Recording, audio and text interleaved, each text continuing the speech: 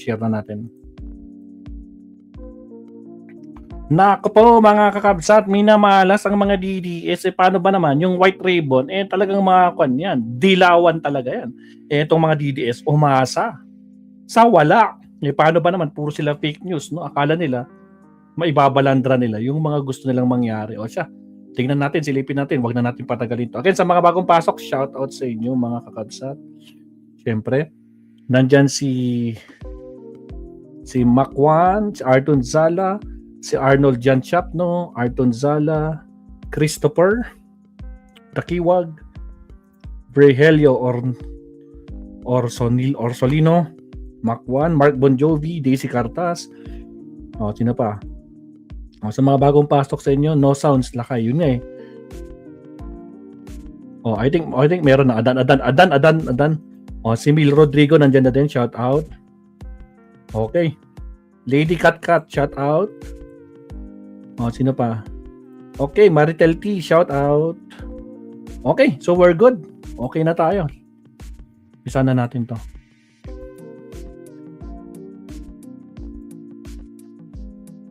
Ito yung nangyari kanina, Mabsat. Alam naman natin, no? White Ribbon Rally to, no? Kilos bayan sa kahirapan, korupsyon at kawalang pa nanagutan. Sino to nagsalita? Si Teddy ba to?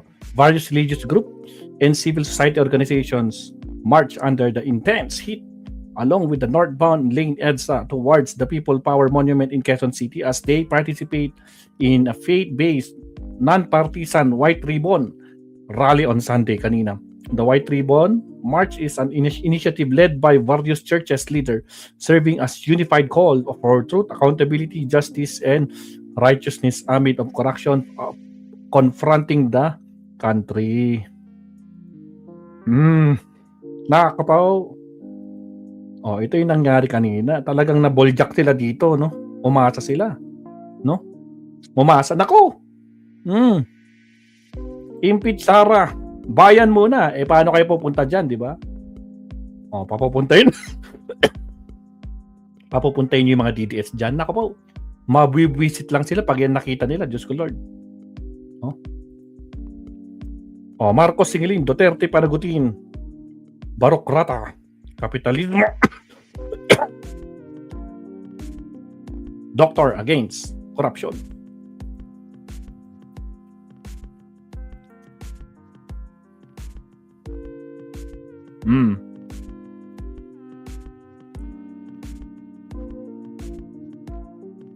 Ayan na. Nako po. May food pack sila dito, no? Siyempre, yung mga nagutom dyan, no? Untold rally nang sila ay kinuha. Nila ay binayaran daw para sa rally. Karamihan mga bata. 300, 200, 150 pesos. Wala silang makain. Kaya, tent namin sila humingi ng pagkain. Humingi daw sila ng pagkain sa tent nila. Talaga lang. Yan yung rally kanina, Mabsat, Agoy. Yan yung mga pangyayari kanina, Mabsat. Sa may kanto, EDSA shrine to.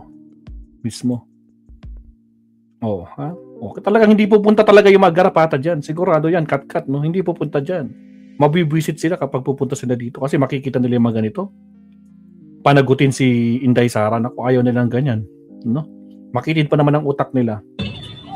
Ito.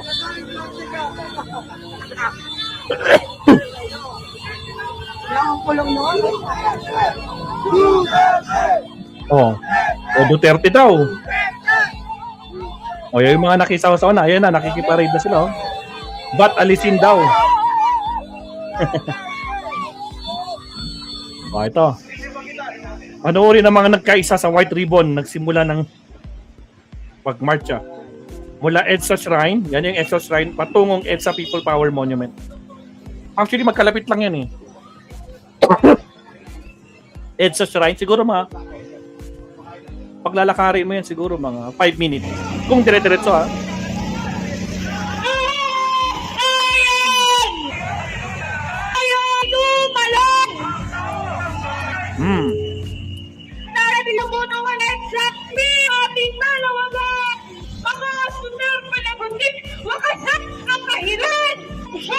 Wakasan daw ang mga kakabsat. Diyos ko po. Ay, naduwag na pala ito yung si Kwan, mga kabsat. O, ito. Ito ay hindi partisan. Ito. Sabihin mo kay Teddy Casino at mga kasama niya Oh, may nagwawala, mga kabsat, no? Mike Defensor at mga DDS hindi welcome sa White Ribbon Rally. Kaya Harold Respicio nagtatalak. Nagkagalaiti dahil hindi pinagsalita si Mike sa stage. Bakit kasi kayo pagsasalita? Kitang-kita ang kulay nyo. Ha? Yung amo nyo may korupsyon. Ay, Diyos ko po, Rudy. Tapos kayo gusto nyo magsalita, gagawa ng eksena. Ay, Diyos ko, Lord, hindi pwede. doon. Imbitahan niya si Mike Defensor na magsalita sa taas.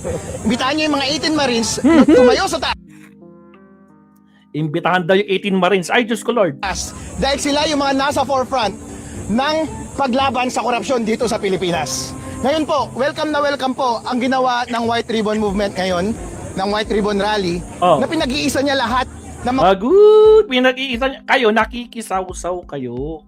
Yan ang problema sa inyo. Mahili kayong makisaw-saw. taong tumatawag sa korupsyon. Oh. At welcome yung sinabi nila na dapat ito ay walang kulay at dapat ito ay hindi partisan. Kami po ay handa dito na hindi magsalita ng Duterte.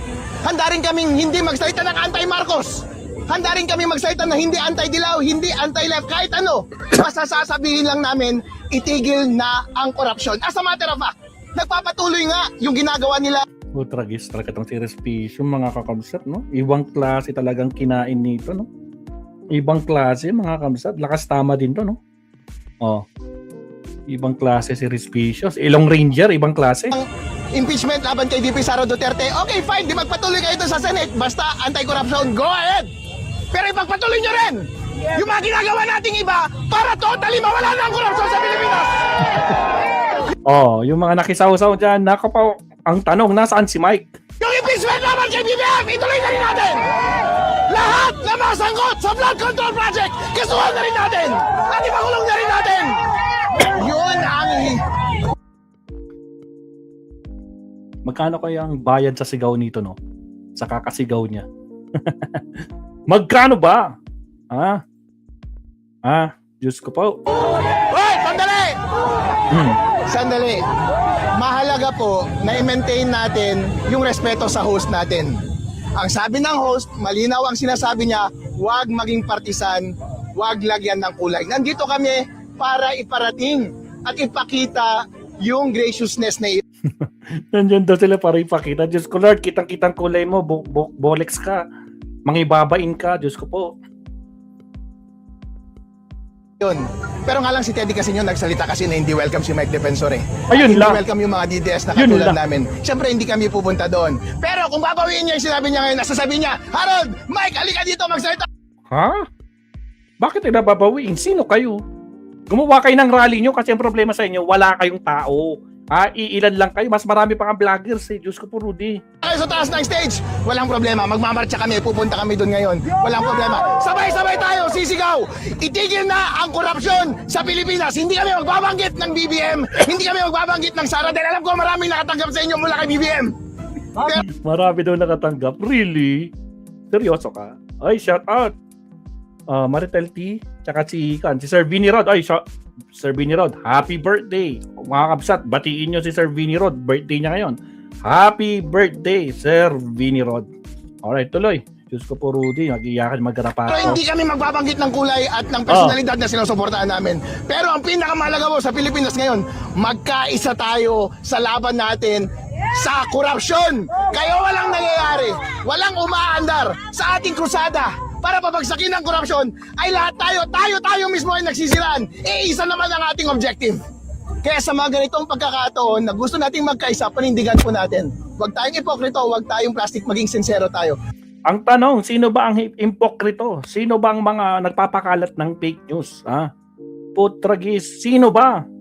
Anak ka ng kamoting ilong ranger ka, Diyos ko po, Rudy. Ngayon po, nandito pa rin kami, alas 5 na.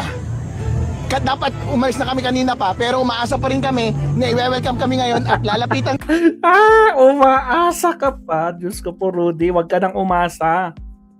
Iyak mo na lang yan, Respicio, kasi hindi talaga kayo welcome. Ang mga agenda nyo, hindi magtatagumpay. Mga kumag, Diyos ko po. kami at pupunta kami doon. Sabay-sabay tayo tisigaw, itigil na po natin ang korupsyon. Dahil yan lamang ang simula ng totoong pagbabago sa Pilipinas kapag sama-sama tayo at nagkakaisa laban sa ating malaking kalaban na siyang korupsyon dito sa ating bansa. Okay, Saan next. kami po ay handa Walang dito na kwenta, hindi walang kwenta. karapatan ng pagmamahal. Oh.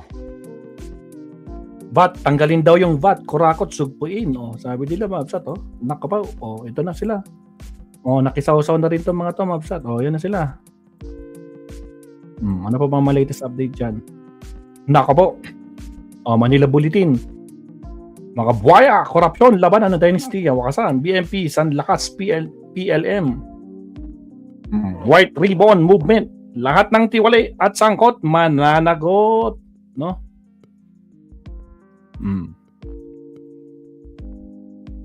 Nako po. Kaya ang problema kasi, Mabsat, no? Wala talaga magagawa itong mga garapatang. Ala! Pati ito, nakisaw-saw pa to. Kilala niyo kung sino to? Ito yung anak, ito si Paolo Marcoleta, oh. O si Boy Sablay. Justice. Oh. Transparency. Yan lang naman.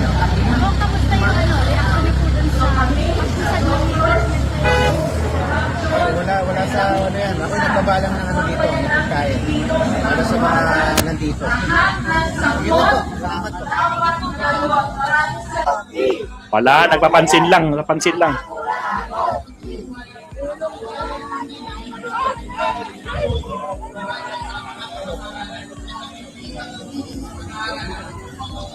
Nagpapansin lang, mga kapsat.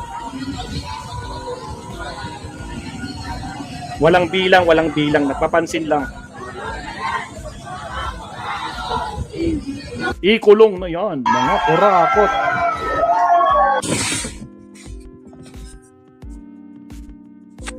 Oh, ano pa ba mga kapsat? Diyos ko po. Good morning. Tayo magkape at Okay, dito tayo. Tingnan natin to kay JDB. Ito yung nangyari kanina, Mapsat, oh. Nasa ground sila JDB, Mapsat.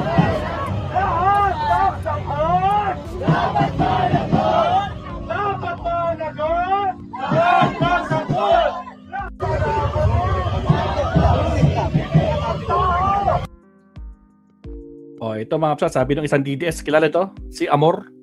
Sabi, bawal daw ang DDS sa mga White Ribbon March. Sabi ng mga NPA o NPA tawag and their sympathizers, ayaw nyo ng DDS kasi mauubos kayo kapag maupo ang isang Duterte. Balik bundok. Ooh, umiiyak ito. Umiiyak si Amor. Ay, dinilit niya yung page niya. Ay, Diyos ko po. Ay, blinak ba niya ako? Bakit? Blinak mo ko? Umag ka? Ito, kilala niyo to. Papansin to eh. Hindi sila welcome. Nag-iyak-iyak siya. Diyos ko po. Sino ba? Maliban kay Mike Defensor, mga kapsat, no?